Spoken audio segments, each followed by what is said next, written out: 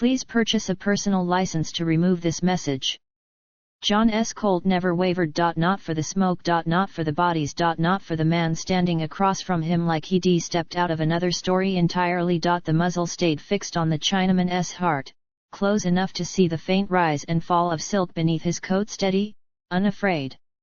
The gaslights sputtered overhead, painting weak halos on the slaughterhouse floor. Blood seeped into the wood in slow, dark rivers. Tell me, pilgrim, John said, his voice low as gravel. Why shouldn't I kill you right here?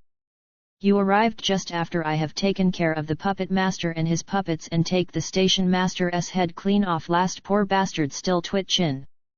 And now you stick out your hand like we're bellied up to a bar, not standing in a charnel house. He nudged the barrel up a hair, square between the man's eyes. And gettin' played for a fool twice in one night. The Chinaman didn't move. His eyes were like polished jade in the flickering light. His hand remained extended. A razor-thin smile touched his lips. Then shoot me, honorable cowboy. May it purchase your peace of mind. His voice was smooth, layered with an accent John couldn't place. But you will find your revolver stands empty, for you failed to reload its chambers after emptying them on the puppet master and his puppets. Shoot, if suspicion remains your concubine this eve. John's thumb rested easy on the hammer. Think I'll test that claim? He squeezed the trigger. Click. The sound was dry and final in the thick air. For half a heartbeat, the Chinaman's composure cracked. His eyes widened a fraction, his hand snapped back as if burned. In that flash, John saw it a miscalculation. The man hadn't been certain. You would be a shade by now, the Chinaman said, his voice rising, edged with something imperial and furious, if not for my intervention. The station master's rifle was on you. And this is your gratitude? To fire an empty cylinder at my person? The night's tempests have unbalanced your judgment. John smiled, slow and wolfish. Just cause you took care of the station master don't mean I trust you. You could saved me just to get close. Make the kill easier later. The Chinaman's eyes narrowed to jade slits. Amusement flickered behind them. Suspicion is the fox that eats its own tail, cowboy. Had I wanted you dead, we would not be having this conversation. I would have put a bullet in you and been done with it, and here I stand, yet here I stand, proffering alliance against the forces of chaos. Alliance, John said, is the last thing I'm looking for. Especially with a man whose name I don't know. If a name will ease your mind, you shall have it. I am Jack Yu. Military attached to the United States, stationed in San Francisco. Here on official business. John barked a laugh, harsh and short. Bullshit. That's the fanciest line of horseshit I've ever heard. A silk suit mandarin named Jack?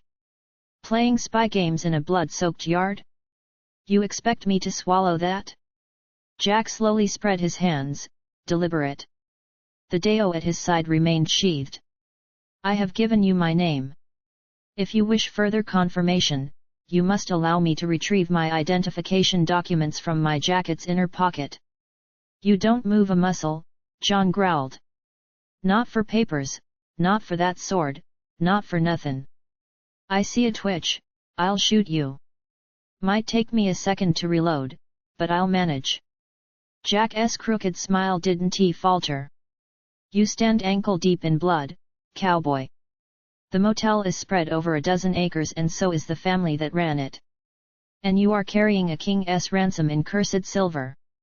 What will the good people of Palestine do when they find you here beside me, a man still carrying the weapon used to beheaded their beloved station master? They will hang us both from the nearest tree, credentials or not. He nodded toward the distant murmur of voices, the bobbing of lanterns approaching through the dark. Let me prove my seal, or we both will dance the hempen jig by dawn. John's eyes narrowed. How do you know about the silver? Because you are not the only hunter in these lands, John Wayne.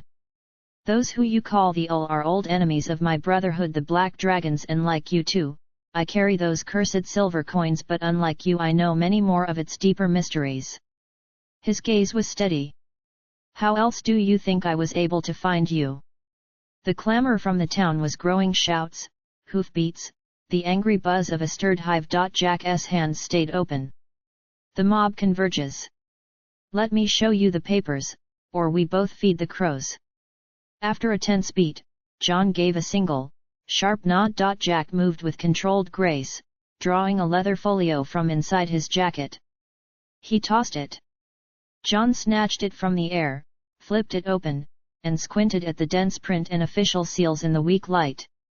It's the middle of the damn night, John muttered. I can't read this. Then trust me until morning. Now fetch your horse. We must go. Where's yours? Jack hesitated a half-second too long. In town. At the boarding house I was staying at. Then go get it, John drawled, wolfish grin cracking his dust-caked face. I'll wait for you on my soul, sure, cowboy, Jack rejoined, jade eyes glinting irony. I shall relish returning to town, where the mob most assuredly will decree my execution for this carnage. John's smile widened, slow as a coyote's under moon-pale scrutiny. Nonsense. Reckon you'll convince 'em of your credentials, and they'll let you go. Then find me later like you claimed you're capable of. That is not happening, Jack said, his tone leaving no room for debate. John eyed him, then jerked his head toward the horse. Fine. You ride up front. I feel one thing off, one twitch, one lie. I'll put a blade in your back myself. As you wish, cowboy. They moved quickly. John's horse snorted at the double weight but held steady. Jack settled in front, back straight, a silent silhouette. John could feel the heat of him through the layers of wool and silk, the solidity of a fighter who didn't need to flex. They rode hard and quiet, leaving the light and the noise behind.